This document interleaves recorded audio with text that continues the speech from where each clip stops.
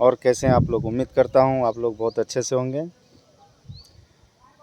काफ़ी टाइम बाद मैं वीडियो बना रहा हूं, उसकी वजह ये है कि तबीयत भी ठीक नहीं था और मैं किसी और कंट्री मूव हो रहा था।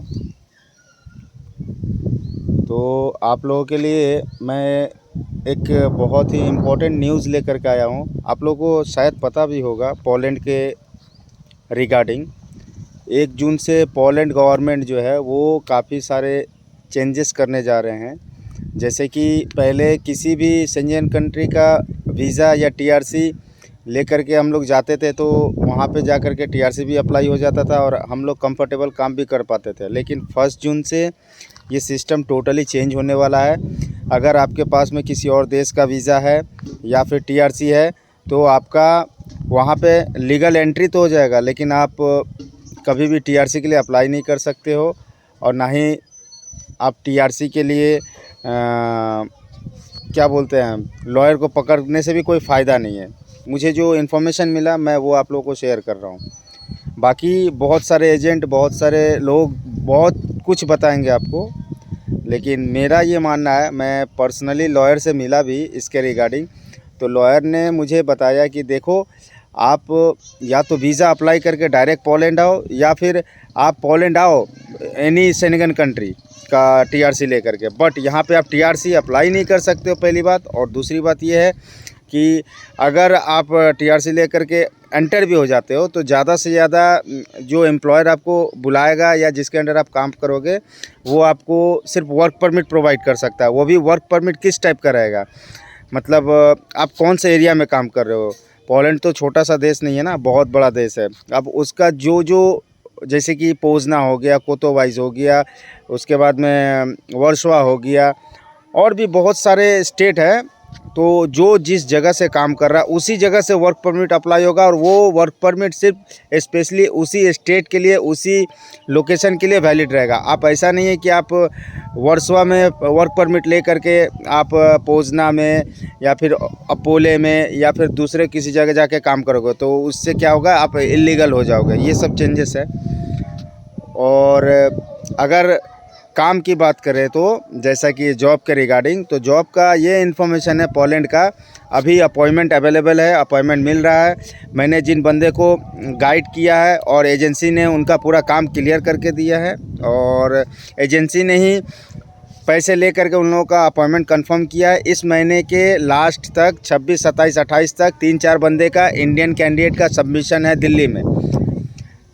एक और बात, अगर कोई बंदा आपको बोलता है कि सीजनल वर्क हो तो इसका मतलब सी कैटेगरी है, 90 दिन से ज़्यादा एंट्री नहीं मिलता है। तो मैं आपको स्पेशली बता रहा हूँ, जो कि मेरा लॉयर से डायरेक्ट बात हुआ था और जिस एजेंसी ने मुझे बताया था उन्होंने मुझे लॉयर के साथ में बैठ के मीटिंग करवाया। और मीटिंग करवाने का वजह ये था कि मैंने उनको बोला कि देखो, जब तक मैं क्लियर नहीं होऊंगा तब तक मैं किसी बंदे को डायरेक्ट आपको दे नहीं सकता या फिर बंदे आपको क्लियर कर नहीं सकते डॉक्यूमेंट के रिगार्डिंग। बंदे को सब चीज़ क्लियर होना चाहिए।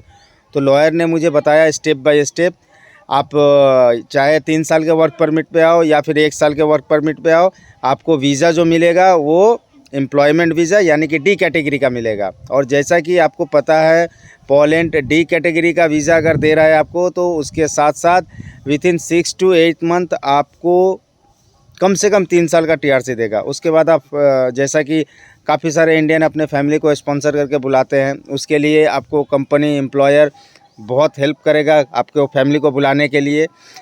तो जिनके दिमाग में ये है कि अगर मैं सी कैटेगरी में जाऊंगा और मेरा जो वीज़ा कैटेगरी रहेगा वो सी कैटेगरी रहेगा, तो ये रॉन्ग थिंकिंग आप दिमाग से निकाल दो। क्योंकि 2025 में मई में ये कुछ शेंगन कंट्री स्पेशली पोलैंड ने ये अनाउंस किया है कि मेरे पास में अगर कोई बंदा आता है, चाहे वो 1 साल के लिए आए या 6 महीने के लिए आए या 9 महीने के लिए आए या 3 महीने के लिए आए, उसका जो कैटेगरी रहेगा वो डी कैटेगरी रहेगा, अगर वो काम के प्रोसेस यानी कि जॉब के रिगार्डिंग आ रहा है।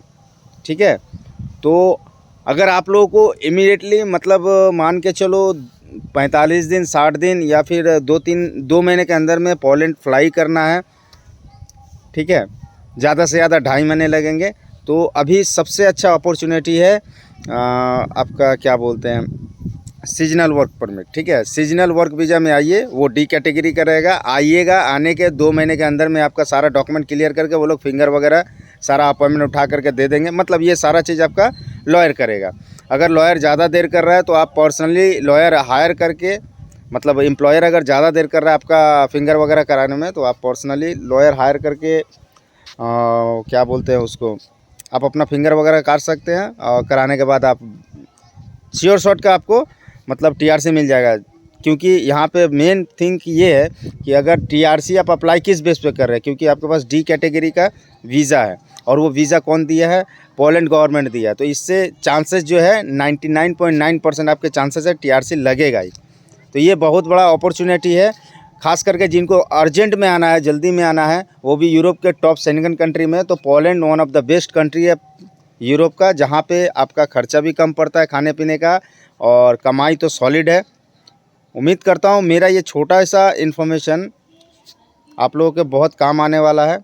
अगर चैनल पे नए हैं तो सब्सक्राइब करें, वीडियो को ज़्यादा से ज़्यादा शेयर करें, लाइक करें, और हो सकता है मैं अब रेगुलर वीडियो डालूं। और पोलैंड के ख़िलाफ़ मुझे बहुत सारी अपॉर्चुनिटी के बारे में पता चली है, और पर्सनली मैं आप लोगों को बता रहा हूं कि आप लोगों को अगर अर्जेंट में आना है तो आप लोग पोलैंड देखिए, वो आपका सबसे प्लस पॉइंट होगा। इसलिए क्योंकि सीजनल वर्क जो है वो 1 साल का दे रहा है, वो भी डी कैटेगरी का, और उस पर आपका टीआरसी भी लगेगा। टीआरसी लगने के बाद आप फैमिली को भी स्पॉन्सर कर सकते हैं, एम्प्लॉयर आपको पूरा हेल्प करेगा। और अभी के मार्केट में मैं बहुत सारे कंट्री का जॉब अपॉर्चुनिटी देख रहा हूँ, लेकिन सब में जो टाइम लग रहा है, पोलैंड 2024 के मुकाबले 2025 का जो प्रोसेस है बहुत फास्ट कर रहा है, और ये जून महीने से प्रोसेस और भी फास्ट हो जाएगा, ठीक है। तो देखिए, जिनको जिनको पोलैंड के लिए स्पेशली काम करवाना है, मैंने एजेंसी का नंबर दिया ही है, आप लोग एजेंसी के थ्रू से काम करवाइएगा। और ये कोई फ्री वाला नहीं है, ठीक है। आप लोग जो बार बार बोलते हो फ्री वाला, कुछ कुछ बंदे का क्वेरी होता है कि फिर वहाँ जाके काम करके पैसा देंगे, यहाँ वहाँ पहुँच के देंगे। तो भैया ऐसा कोई अपॉर्चुनिटी नहीं है। एजेंसी जैसा आपको बोलेगी वैसा आपको करना पड़ेगा। आप काम कराए ना कराए ये आपका पर्सनल मैटर है, लेकिन मैं आप लोगों से रिक्वेस्ट करूंगा, एजेंसी वालों से ज़्यादा इधर उधर की बात नहीं कीजिएगा। इसलिए नहीं करने के लिए बोल रहा हूं क्योंकि अगर एजेंसी आपको रिप्लाई ही नहीं देगी तो फिर आपको कांटेक्ट करके कोई फ़ायदा नहीं है। आपको जितना ज़रूरत है आप उतना उन लोगों से बात कीजिए। आपको नहीं जम रहा है आप काम मत करवाइए। मैं किसी को प्रेशर आउट नहीं कर रहा हूँ, किसी को ये नहीं बोल रहा हूँ कि मैं इन्फॉर्मेशन दे रहा हूँ तो आप मुझसे काम कराओ, मैं जो एजेंसी का नंबर दे रहा हूँ उसके थ्रू से काम करवा, ऐसा कुछ नहीं है। मैं बस जॉब इन्फॉर्मेशन दे रहा हूँ, करना ना करना ये आपके ऊपर में है। और एजेंसी वाले अच्छा काम कर रहे हैं, इसीलिए मैं आपको बता रहा हूँ। आज खुद उन्होंने कम से कम 8 से 10 बंदे को फ्लाई करवाया यूरोप के शेंगन कंट्री का, वो भी नेपाली, सारे के सारे शायद नेपाली थे, मैं ठीक से अभी चेक नहीं किया हूँ। तो काम बहुत अच्छा कर रहा है। ट्रस्ट तो आपको करना ही पड़ेगा, और बिना ट्रस्ट किए आप खास करके यूरोप का काम करवा नहीं सकता, ठीक है। उम्मीद करता हूँ मेरा ये वीडियो आप लोगों को समझ में आएगा। देखिए, काम कराना आपके ऊपर में है, मैं अभी भी बोल रहा हूँ, मैं बस आप लोगों को इन्फॉर्मेशन दे रहा हूँ। आप किसी और जगह भी पता कर सकते हैं, पोलैंड का अपॉइंटमेंट मिल रहा है, ठीक है। मेरे बताए हुए जिस रास्ते पे जिन बंदों ने भरोसा किया, जिन बंदों ने काम करवाया, उन लोगों का अपॉइंटमेंट कंफर्म हो गया। इस महीने के लास्ट तक वो लोग सबमिशन करेंगे दिल्ली में, सारे के सारे इंडियन कैंडिडेट है। मिलते हैं नेक्स्ट वीडियो में, तब तक आप वीडियो को शेयर कीजिए, चैनल पर नए हैं तो सब्सक्राइब कीजिए, लाइक कीजिए। बाय।